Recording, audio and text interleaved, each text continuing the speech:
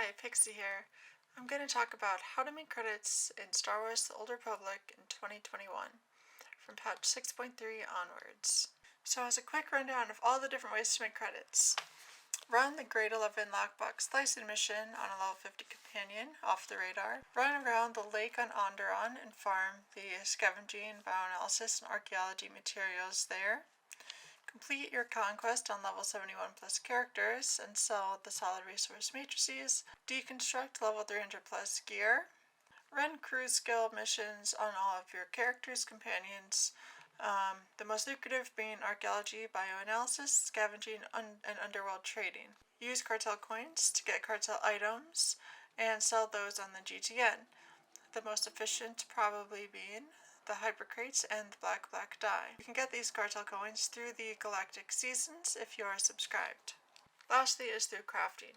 You can sell augments, reputation gated dyes, and crafting components such as the artifact carrier cell graft for biochem and sell those on the GTN.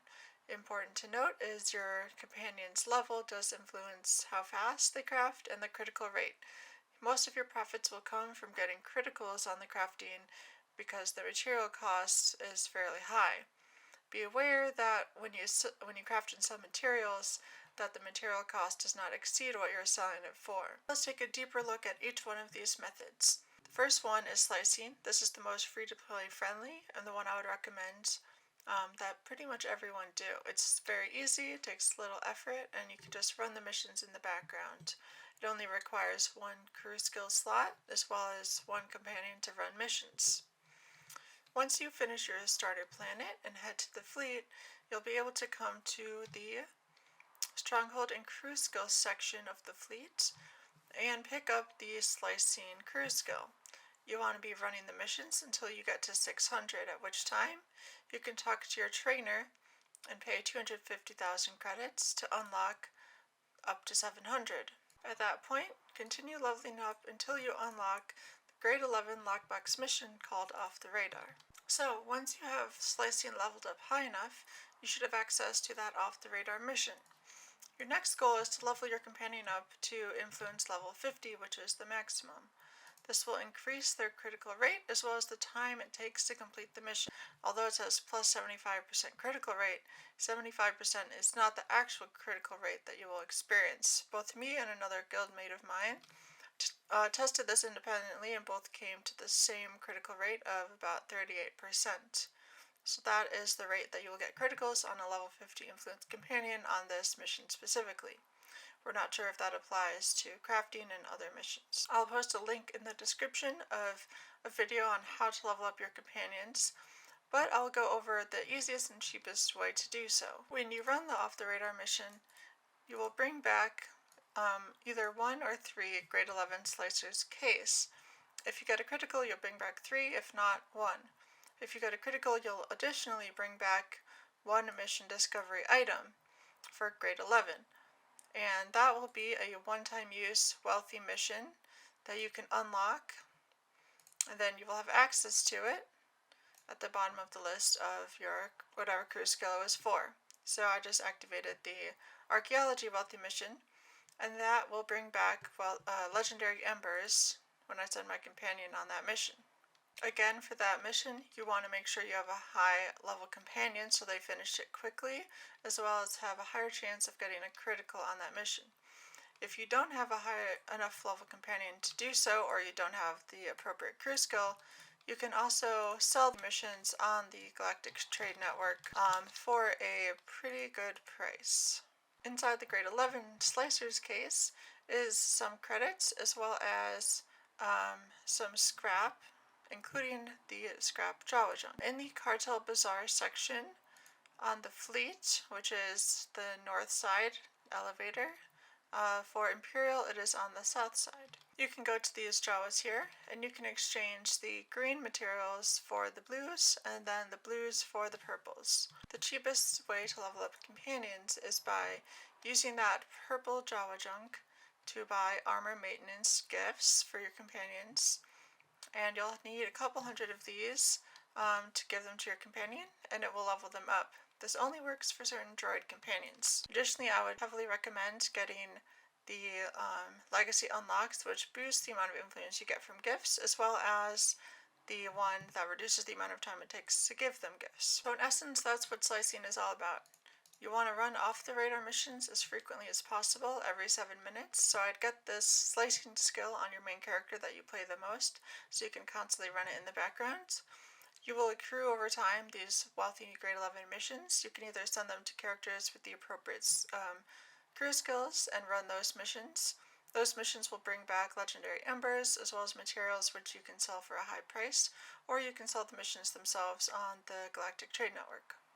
The second way to make credits, and the second best for free-to-play and preferred players, is through deconstructing level 300 plus gear.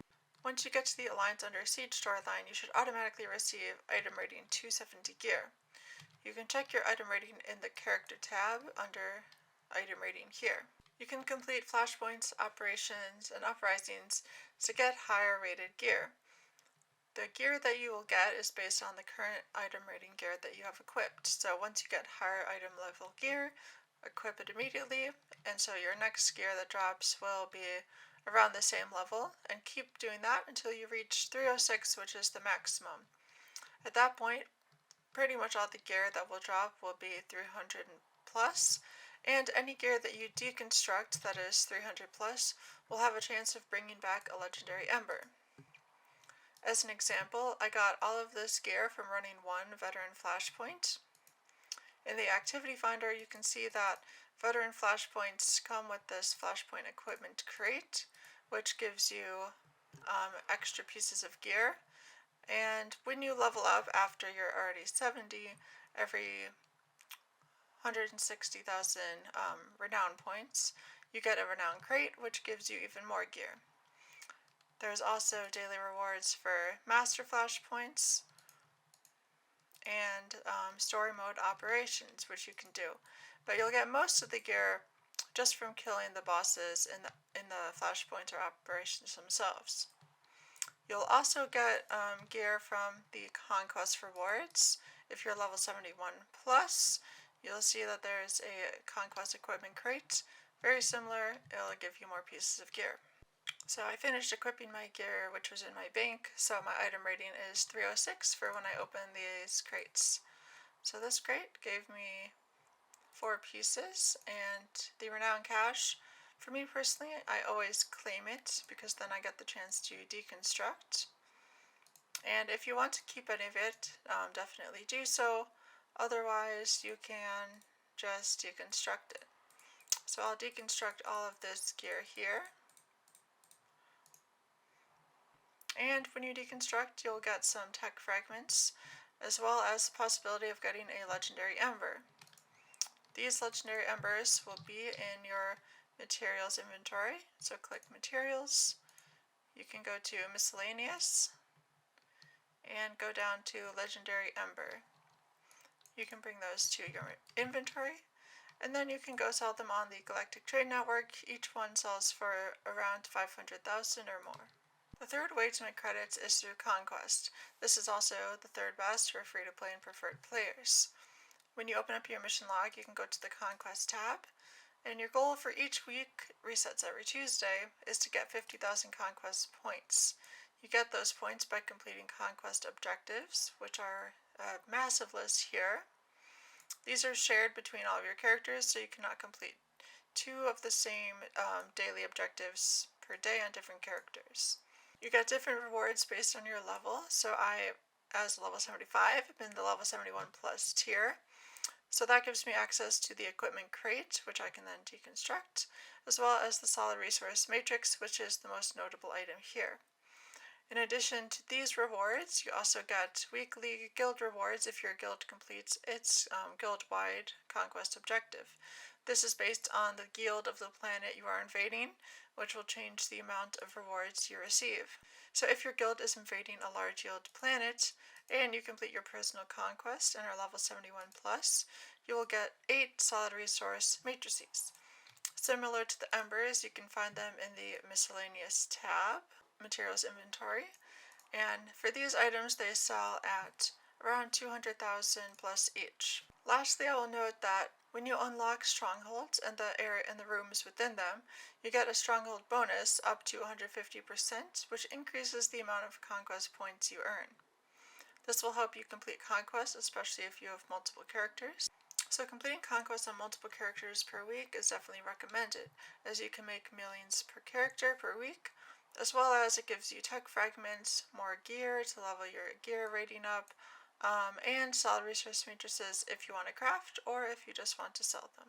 The next way to make credits is through the Galactic Seasons that they have just added in patch 6.3. To do this, you can go to your list of conquest objectives, and they will be labeled with either weekly or daily PO, and you will get a variety of different tasks to complete, which will earn you Galactic Seasons points. The seasons, I think, last for a number of months at a time and have up to 100 levels, each level requiring a few points to unlock. If you are subscribed, you will get cartel coins as part of your rewards each week, and you can get a few thousand cartel coins by completing all of the levels. Important to note is that even if you are free to play, if you complete level 100 and then subscribe once at the end, you will get all of these subscriber rewards for all of the previous levels for that season. So you can get a few thousand cartel coins by subscribing if you reach the end and have not subscribed before. Once you have your cartel coins, you can go to the cartel market and purchase a variety of items, which then you can, after a waiting period of, I believe, 2 or 3 days, sell on the Galactic Trade Network. The items that I would recommend buying if you have enough cartel coins are the Hyper Crate. For 5,400 coins, you can make around 500 million credits, although the GTN takes an 8% commission fee, so maybe more around 450 million. Alternatively, you can buy the Black and Black Dye module, which is sort of the gold standard of cartel market items, which sells fairly frequently. People like dyeing their outfits, and it is 1,500 coins and sells for around 100 to 150 million, might depend on your server. The next way to make credits is more lucrative than all the rest mentioned so far. However, it does require having 3 different crew skills, which I do not have, but it is bioanalysis, archaeology, and scavenging. So I have 2 of the 3, but I had slicing on this character. And what you want to do is, once you get your ship, you want to go to Onderon. For the next method, because it requires having 3 crew skills, it's not available for free-to-play players. However, you can use your cartel coins if you have any, so it does require paying money to unlock further crew skills. So even when you unsubscribe, you will get 2, or if you buy it twice, 3 crew skill slots. You can also purchase it for a larger amount to unlock that on all of your characters. If you're free to play and prefer, it also limits the amount of galactic trade you can unlock, having more slots so you can sell more of the materials that we're going to farm. So once you get to Onderon, you want to make your way to the lake encampment. So once you make it to the lake encampment, you want to roam around and collect all of the different resource nodes for your crew skills. And the most lucrative will be bio, arc, and scavenging, though I have slicing on this character. Because of all the different enemies, it's probably wise to be on your highest level character and or be a stealth class so you can get around and get all of the nodes safely. I learned about this method from RPJT Gaming, who in his video said he made around 18 million credits per hour from all the materials if they all sold. I have not done my own calculations, so I'll just go with his. And yeah, so this is fairly easy method, all things considered. Requires very little except, be high level, come here, have the 3 crew skills, and get your farming on.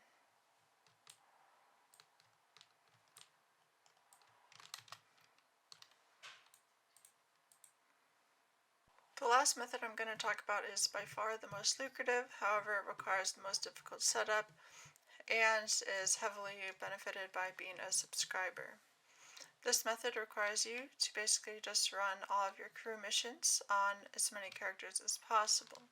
This can be easily combined with the slicing method I mentioned before, So you want to run off the radar on level 50s. If you have any wealthy missions, you can run those on level 50s.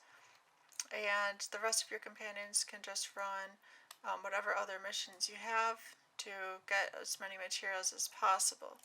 You'll then sell these materials on the Galactic Trade Network at a later point. So you want to log in, queue up all your skills, log out, go to the next character, repeat. So the more characters you have, the more money you can make. I think, a maximum of 20 to 30 characters is probably the most you can really get out of this, because at that point your missions, if it takes about, say, 1 minute per character, your missions will start completing by just the time it takes to go through all of your characters. It's important to note that free-to-play players are limited by this method in multiple ways. First, they by default have only one crew skill available. Second, they can only deploy 3 companions at a time, as opposed to 8 that subscribers can do per character. And lastly, the GTN slots will be very limiting when you have lots of different types of materials to sell. That said, let me give you an idea of how many credits you can make using this method. I have 13 level 75 characters. I sent all 8 deployable companions on them on missions. Those included 24 archaeology, 24 scavenging, 10 bio, 13 underworld, 7 investigation, and 10 slicing missions. And that does not include the lockbox missions for the slicing method that I was using, and it does not include the wealthy missions either. So this number will be a bit lower. If you are running wealthy missions, you're going to be running less normal missions, but the total will be higher because wealthy missions make a lot more money. So between all of these materials that I sent out, they total a value of about 11 million credits on the GTN. So I'm going to do some extrapolation here to estimate how many credits you could make using this method. So I made 11 million with 13 characters, and the longest running missions are about 24 minutes, although if your companions are lower level, they will take longer. So using that, and let's say I only run 2 missions per character per hour, so giving a little breathing room, so being very conservative here, that would mean I would make around 1.7 million per character per hour. Let's say you have 25 characters times 1.7 million per hour, that would make around 42 million per hour. Of course, that requires having 25 level 75s running all of their missions twice an hour. Not very fun to say the least, but it makes credits very quickly. So all that said, this method gives a lot of flexibility to how many characters you want to invest in, level up their companions, level up their crew skills, and how often you want to be running their missions. Lastly, I'll mention that crafting was the last method I had mentioned at the beginning. I don't have much to add here. I do not craft myself, but I know people that do sell some of the dyes and some of the augments. And I'll put a link in the description so you can see what sort of reputation you're going to need to grind to unlock the schematics for some of the dyes. And as a reminder, make sure that you're selling it for a price above what the materials costed you to begin with.